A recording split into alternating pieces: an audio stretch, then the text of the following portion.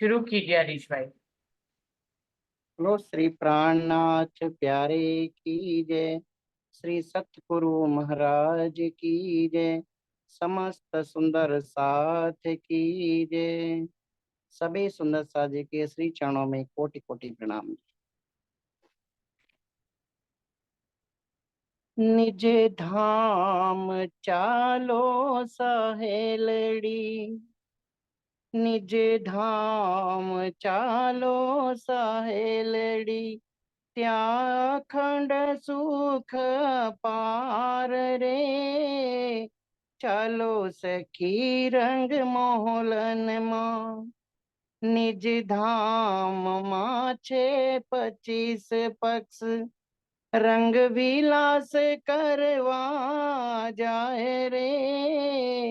चलो सखी रंग मोहलन मो, एक धाम मध्य जुमना जी, जुमना जल झिलवा जाओ रे। चलो सखी रंग मोहलन मो, 7 घाट पाटवन कुंज निकुंज, ત્યારે તીરમણ બહુ થાય રે। ચાલો સખી રંગ મોલનમાં, રૂડા તાલ પાલને ટાપુ મોલ, કઈ શોભે જવેરની નહેર રે। ચાલો સખી રંગ મોલનમાં, निज धाम चालो सहेलड़ी, रूड़ा माणिक पहाड़ ने माणिक मोहल, तेनी अद्भुत शोभा पार रे। चालो सखी रंग मोहलन मां, फूल बाग नूर बाग पश्चिम चौगान, त्या फल फूल वीणवा जाओ रे। चालो सखी रंग मोहलन मां, निज धाम माचे चबूतरा, त्या मुजरा जोवा जाए रे। चालो सखी रंग मोहलन मां, त्या पशु पंखी कई खेल करे, कई नीरत करे पार रे। चालो सखी रंग मोहलन मां, सखी ताड़ वन मधु वन गणा, सखी ताड़ वन मधु वन गणा, एना आसमानी ऊंचेरा झाड़ रे। चालो सखी रंग मोहलन मां, रूड़ा चांदनी चौक ने चबूतरा, ऊंचा दरवाजा दर्पण कमाड़ रे। चालो सखी रंग मोहलन मां, त्या 28 स्तंभ नो चौक छे, ત્યાંથી રસોઈ હવેલીમાં જાય રે। ચાલો સખી રંગ મોલનમાં, વળી ચોરસ ને ગોળ હવેલીઓ, મોહલ મંદિર તાણો નહીં પાર રે। ચાલો સખી રંગ મોલનમાં, सुख पाल हिंडोला अति गणा, रूड़ा रंग भवन नी माय रे। चालो सखी रंग मोलन मा, साम सामा हिंडोले ताली पड़े, साम सामा हिंडोले ताली पड़े, 4 हिंडोले ताली पड़ाय रे। चालो सखी रंग मोलनवा, नव भोम दसमी आकाशी, नव भोम दसमी आकाशी, बेटा मूल मिलावे माय रे। चालो सखी रंग मोलन मा, सखिया पणे त्या हरता फरता, सखिया पणे त्या हरता फरता श्री राज समझी न चरणों माए रे चालो सखी रंग मोलन माँ एवा सुख मुकी ने दुख मांगिया एवा सुख मुकी ने दुख मांगिया सखी जागो ने जइए घेर रे चालो सखी रंग मोलन माँ सखी वल्लभ कहे कर जोड़ी ने अपने पाछा परम धाम जइए रे चालो सखी रंग मोलन माँ निज धाम चालो साहेल। प्रणाम जी। सभी सुंदर साज के सी चरणों में कोटि कोटि। हेलो श्री प्राणनाथ प्यारे की जय।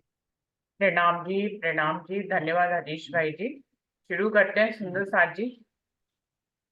प्रथम लागू दो चरण को दने ना छुड़ाइयो खेत लाख तली लाले लिया मेरी जीव के ही जीवन इन पाओ तले पड़ी रहूं धनी नजर खोलो बातून पलना वालू देखो नेत्रे मेरे जीव के ही जीवन मेरे जीव के ही जीवन श्री बंदो सतगुरु चरण को करूं सो प्रेम प्रणाम अशुभ हरन मंगल करन धनी श्री देव चंद्र जी नाम श्री प्राणनाथ निज मूलपति श्री मेहराज सनाम तेज कुंवर श्यामा युगल जी को पल पल करूं प्रणाम पिया जी को पल पल करूं प्रणाम।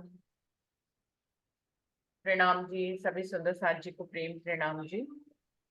सुंदर साथ जी सागर वाणी का 8वां प्रकरण चल रहा है, चौथा सागर श्री युगल स्वरूप की शोभा और श्रृंगार का, जिसमें राज्य का दूसरा सागर दूसरा श्रृंगार चल रहा है और उसकी 54 चौपाई हो रही थी।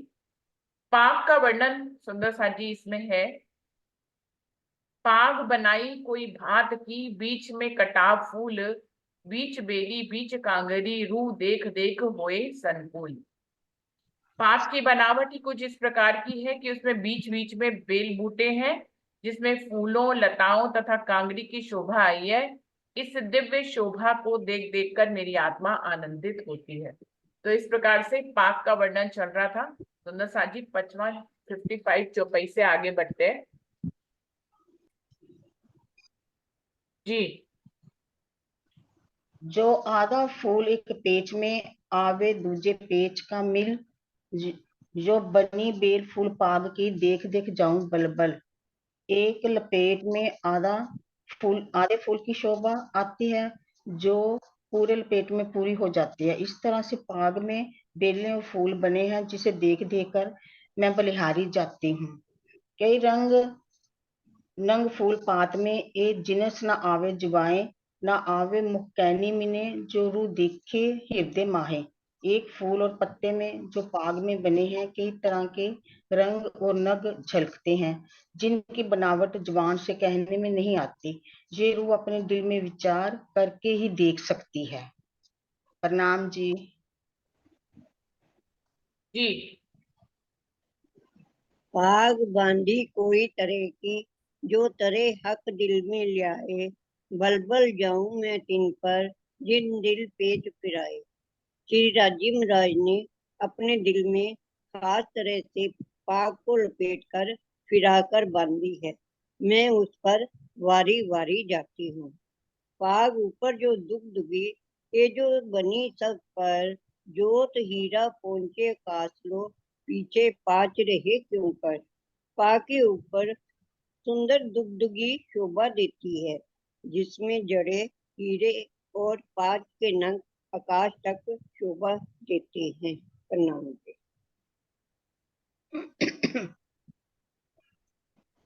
पाग की अति सुंदर शोभा का वर्णन बार बार हो रहा है। देखिए, एक पाग कहने को तो पाग एक है और सिर्फ राजी महाराज की ही सिर पे है। पूरे परमधाम में पाग सिर्फ राज्य पहनते हैं, और तो कोई पाग पहनता नहीं है। और उस पाग का कितना वर्णन होता है, पाग पहनी हुई है, और पाग की शेप के बारे में, पाग के ऊपर बने हुए फूल और घांगरी पत्तियों के बारे में इंद्रावती बता रही है। फिर उसके ऊपर दुगदुगी भी है, कलंगी भी है। कलंगी और दुगदुगी सुंदर साथ समझते हैं ना, जो एक पेंडेंट की तरह होता है वो दुगदुगी, उसके ऊपर जो पंख जैसे निकले होते हैं उसको कलंगी बोलते हैं। तो इस तरह की शोभा भी पाग के ऊपर एक ब्रोच सा लगाया जाता है, जिससे कि पाग की शोभा और बढ़ जाती है। ये इसमें मानिक, पुखराज, कई तरह के रंगों की शोभा आई हुई है दुगदुगी में। इस तरह की शोभा राजी महाराजी की पाग के ऊपर विराजमान है। तो सुंदर साथ जी, उससे क्या होता है, पाग की शोभा और अधिक बढ़ जाती है। और दुगदुगी और कलंगी की जो किरणें हैं वो आसमान तक जाती हैं। तो आसमान में एक अलग सा जो है इंद्रधनुष बन जाता है पाग की शोभा का। और पाग जो है, पाग से घुंघराले बाल राजी महाराज के जो है वो इत्र से भीगे हुए बाल जो है वो कंधे तक आए हुए हैं सुंदर साथ जी। पाग पहनने के बाद भी उनके बाल लंबे हैं। जैसे कि पहले के राजा महाराजाओं के होते थे लंबे बाल, वैसे यहाँ शोल्डर तक, यहाँ तक बाल हैं। और राजी महाराज पाग के अंदर से वो बाल निकलते हैं, उनके कंधों को छूते हैं। तो इस प्रकार की शोभा राजी महाराज के मुखार बिंद की है। तो मुखार बिंद जो राजी महाराज का दिख रहा है ना, उसके ऊपर पाग विराजमान है, और इस दोनों तरफ जो है उनके घुंघराले बालों की शोभा है। उससे अति सुंदर राजी महाराज तो वैसे ही बहुत सुंदर है, ऊपर से ये बालों की और पाग की शोभा जो है चार चांद और लगा देती है।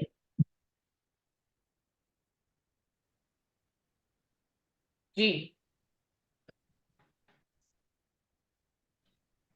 मानिक तहाँ मिलत है, पहुंचत तित पुखराज। नीलवी तो तेज आसमानी, उत पांचों रहे विराज। दुगदुगी में जो ऊपर वाली चौपाई में भी आया है ना वर्णन, हीरा और ये सब, बीच में मानिक है लाल रंग का, और आसपास सारे जो बने हुए हैं ये जवाहरातों की तरह इनके ये लगे हुए हैं ना, हीरा, मानिक, मोत, न पन्ना, मानिक। मानिक तहाँ मिलत है, वो जो सारे रंग पहले पाई में ऊपर गए ना, उनमें मानिक कहता है मैं क्यों पीछे रहूं, और तो पिखराज पीछे उसके उनके साथ जाकर मिल गया। नीलवी तो तेज आसमानी, उत पांचों रहे विराज। ये नीलवी भी का तेज भी गया तो पांचों रंग मिल गए, सारे मिलकर उन्होंने ऐसे एक एक दूसरे में तिरंगे मिला दी। बांध पीछे केस नूर झलके, लिए पाग में पेच फिरा भाए। गो ईठ सुध सलूकी, जा सके न सिफत पहुंचाए। धामधनी जी के घुंघराले बालों के ऊपर पाग की बनावट है। अति मनोहर इन बालों का नूर उनके कंधों पीछे से झलकार कर रहा है। सिराज जी की गोरे रंग की पीठ इतनी सुंदर है कि उसकी महिमा का वर्णन यहाँ की जीवा से कर पाना कदापि संभव नहीं है। पीठ सुंदर, उस पर काले बाल, महीन जो जामा है और उसके ऊपर काले बाल हैं, वो भी सुगंधित, खुशबू इत्र लगा हुआ है, उसकी खुशबू भी चारों तरफ फैल रही है। प्रणाम।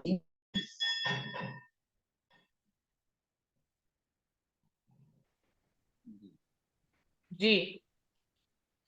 प्रणाम जी, सभी सुंदर साथ को प्रेम प्रणाम। कंठ खभे दो बहोड़ी, पेट पांसली बीच हैड़ा। रूह मेरी ईत अटके, देख छवि रंगरस भरा। श्री राज्य के गले, कंधे, दोनों भुजाओं, पेट तथा पसलियों के बीच में स्थित हृदय कमल की सुंदरता अद्वितीय है।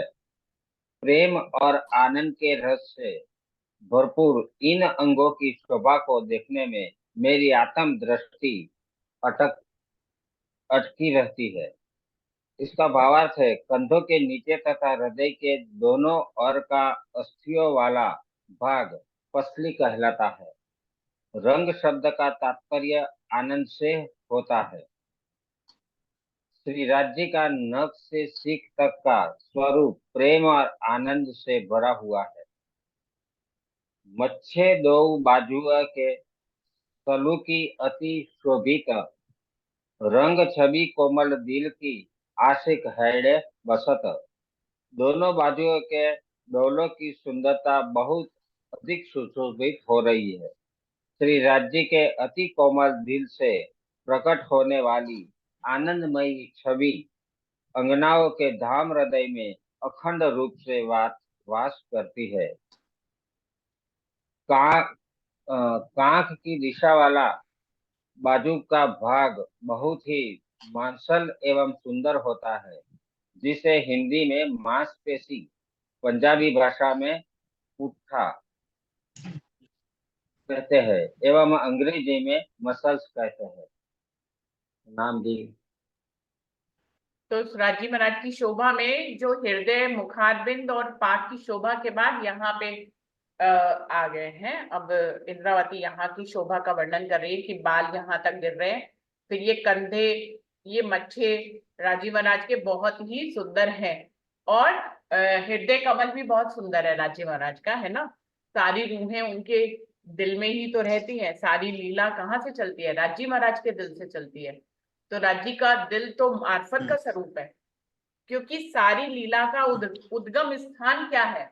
वो है राजीव महाराज का दिल, इसलिए उसको मार्फत कहते हैं। कुछ भी लीला हो काल माया के ब्रह्मांड में, अभी तो हम लोग काल माया के ब्रह्मांड में आए हुए हैं ना सुंदर साथ जी, तो हम क्या कहते हैं कि कोई भी लीला काल माया के ब्रह्मांड में भी हो रही तो राज्य के हुक्म के बिना नहीं हो रही है। यहाँ पे पत्ता भी राज्य के हुक्म के बिना नहीं हिल रहा है, तो ये किसके कारण हो रहा है? तो इस सबका लीला का उद्गम स्थान क्या है? कहने को तो अक्षर ब्रह्म खेल बनाते हैं, या यहाँ पे जो सारी चीजें कंट्रोल करने का काम है तो ब्रह्मा विष्णु महेश का है, पर अंतिम निर्णय कहाँ से आता है? कहते हैं कि देश संभाला जाता है, तो अंतिम निर्णय कहाँ से? गोष्ठियां होती है, बैठक होती है, मीटिंग्स होती है, तो प्रधानमंत्री उस पर स्टैंप लगाते हैं, तब कोई कार्य आगे बढ़ता है। बिल्कुल ऐसे ही इतने सारे ब्रह्मा विष्णु महेश है, अक्षर ब्रह्म है जो इस कार्यभार को संभालते हैं, लेकिन फिर भी हम सब जानते हैं कि अक्षर ब्रह्म भी हुक्म कहाँ से लेते हैं? राज्य महाराज से लेते हैं। तो राज्य का दिल जो है वो मार्फत का स्वरूप है और अति सुंदर है। तो वहां से इसी बात से सुंदर साथ जी हमें हमेशा इस दुनिया में जो कुछ भी हम देखते हैं, हमें लगता है ये ठीक नहीं हो रहा, वो ठीक नहीं हो रहा, लेकिन हम जाने ये सब कुछ राज्य की मर्जी से हो रहा है। तो कुछ भी ऐसा जो हमें दिख रहा है कि ठीक नहीं हो रहा है, वो ठीक ही हो रहा होता है, हमें समझ में नहीं आ रहा होता है। वास्तव में कुछ और होता है। हमारे रज्जी महाराज के दिल से कुछ गलत कैसे कुछ होएगा, है ना। जो आनंद का स्वरूप है, जो इश्क के स्वरूप है, वहां से जो भी हुक्म चलेगा सुंदर साथ जी, वो अति उत्तम होगा। हमें यहाँ की हमारी बुद्धि और नजर यहाँ की होती है सुंदर साथ जी, तो हमें लगता है कि कुछ बुरा हो रहा है, कुछ सही नहीं हो रहा है। और कई बार तो ऐसा प्रश्न सुंदर साथ लेके आते कि हमारे साथ ही ऐसा क्यों, ऐसा क्यों हो रहा है? तो सुंदर साथ जी सब राज्य के दिल से होता है। मैंने एक मूवी देखी थी, उसमें एक लाइन थी बहुत सुंदर, मुझे अभी मतलब मैं उस लाइन पे हमेशा उसको याद रखती हूँ कि यदि हमारी मर्जी से कुछ होए तो उत्तम, लेकिन अगर हमारी मर्जी से ना होए कुछ भी तो और भी उत्तम, क्योंकि वो खुदा की मर्जी से हो रहा होता है। तो कभी कभी हमारी मर्जी में खुदा की मर्जी शामिल होती है, और कभी कभी जो हमें लगता है ना कि ये ऐसा नहीं होना चाहिए, उसमें खुदा की पूर्णता 100% मर्जी होती है। हमें ये लगता है यहाँ की नजरों से कि हमारे मन का नहीं हो रहा है, पर वो राज्जी महाराज की मर्जी से हो रहा होता है। तो बहुत ही सुंदर लाइन थी ये, उसको और भी इम्प्रेसिव ढंग से उस पिक्चर में कहा गया था, शायद मैं उतने अच्छे ढंग से कह नहीं पाई। बहुत ही अच्छी चौपाई, मुझे आज भी हमेशा याद रहती है चौपाई की। मैं इसको कह रही हूँ, मतलब कहने का भाव है कि ये लाइनें थी किसी मूवी में मैंने देखी थी, बहुत ही अच्छी लगी थी मुझे। तो सुंदर साथ जी हर बात का मार्फत का स्वरूप राज्य का दिल है। परम धाम में भी अगर कोई लीला होती है तो सारी राज्य के दिल से संपादित होती है। काल इस बार का विशेष ब्रह्मांड है, इस बार का ये विशेष ब्रह्मांड है जहां जो कुछ भी हो रहा है राज्य की मर्जी से हो रहा है। तो सुंदर साथ जी दिल में कभी कोई शिकायत आए भी हमारे दिल में, तो हमें, अगर आप ये सोच लेंगे ना कि राज्य के दिल से हो रहा है, तो सुंदर साथ जी वो जो समस्या है ना वो जो भी हमारे दिल के बिना हो रही है वो पल भर में ही खत्म हो जाएगी। खुद से आप देखेंगे कि उसके सोल्यूशंस कैसे निकलते चले आ रहे हैं, आप खुद उसको अनुभव करेंगे। अपने आप सोल्यूशंस निकलते हैं सुंदर साथी, लेकिन सारी बातें अनुभव करने की हैं। अगर आपने, भाई, आप कोई मुसीबत या बुरा वक्त आता है तो आप उसके लिए कोई कर्म तो करते हैं, तो आपको लगता है कि हमने सोचा, हमने विचारा, तब ये सोल्यूशन खत्म हुआ, हमने मेहनत करी, वो ऐसा लगता है सब पीछे से हो रहा होता है सुंदर साथ जी। तो और किसके जीवन में ऐसे पल नहीं आए, हमेशा सबके जीवन में ऐसे अनुभव आते हैं, पर आपको अनुभव करना होता है इस बात को कि कैसे कैसे वो सोल्यूशन आते चले जाते हैं, हमें पता भी नहीं चलता।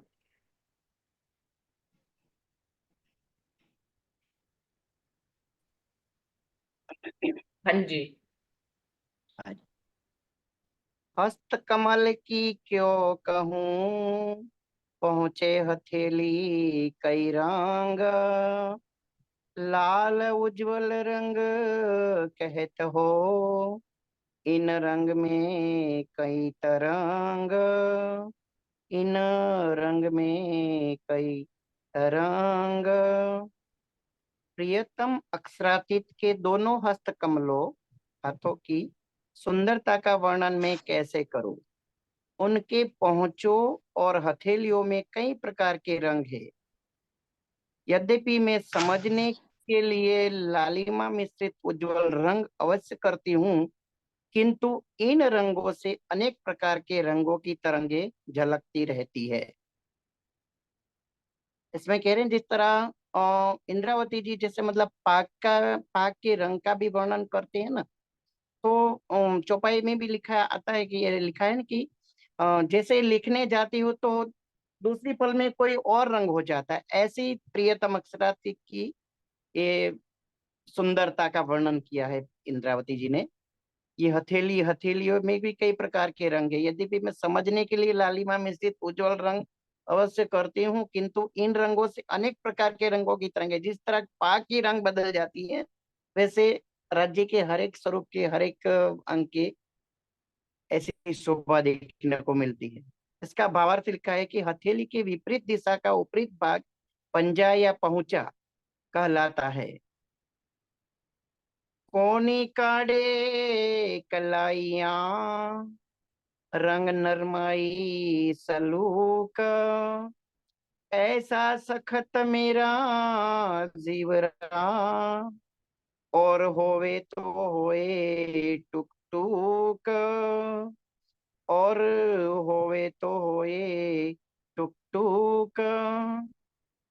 मेरा जीव इतने कठोर हृदय का कैसे हो गया है, जो प्राण प्रियतम अक्षरातीत की बाहों की कोहनियों, कांडों और कलाइयों के रंग, कोमलता एवं सौंदर्य को देखकर भी शांत बना हुआ है।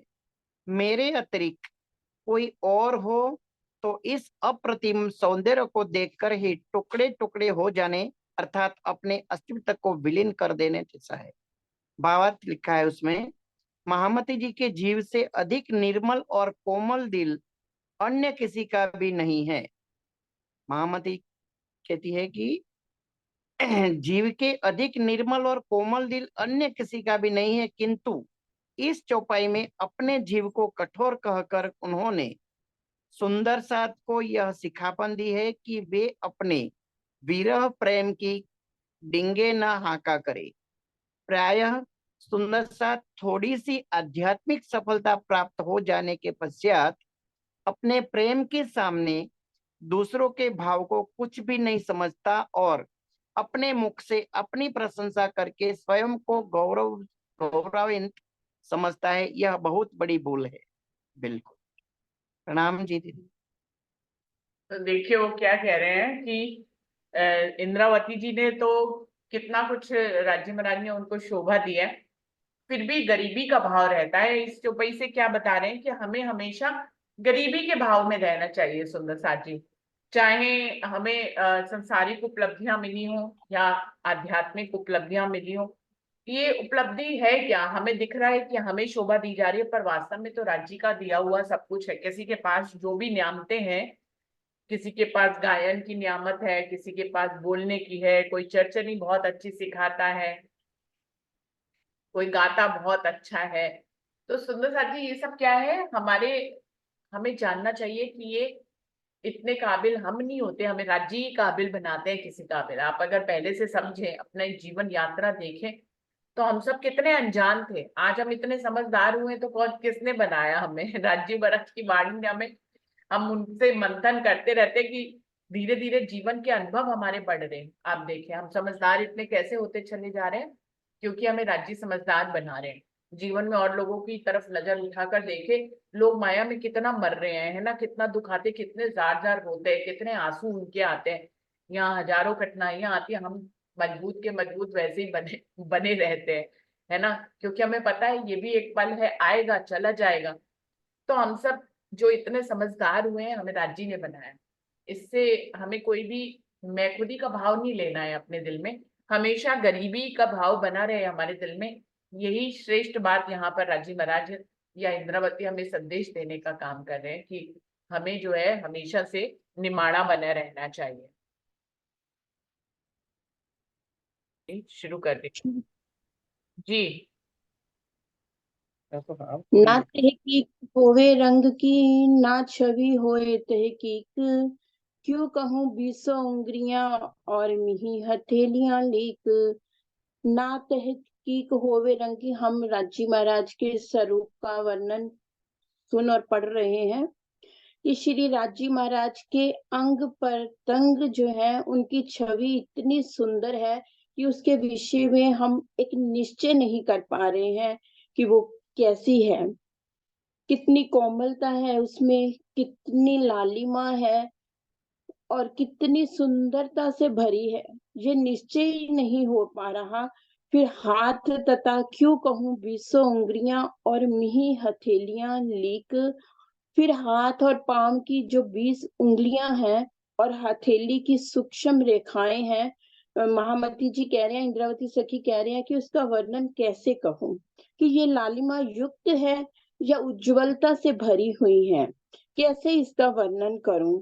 नरम अंगुलियां पतली लगे मीठी मूठ वालत, एक कोमलता क्यों कहूं जिन छवि अंगूरी खोलत। श्री राजी महाराज के हस्त कमल की उंगलियां इतनी कोमल हैं कि जब वह उनको मुट्ठी में बांधते हैं, जब उनकी मुट्ठी करते हैं, और वह और भी सुंदर लगती हैं।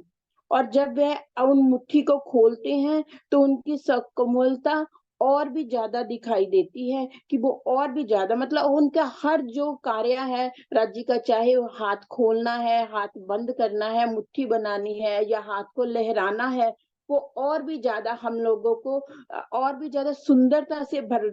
कोई भी चीज होती है, अगर हमें कोई सुंदर लगती है ना, तो उसकी हर एक अदा भी और भी सुंदर लगने लगती है। कहते हैं उसको शब्दों में व्यक्त नहीं किया जा सकता है।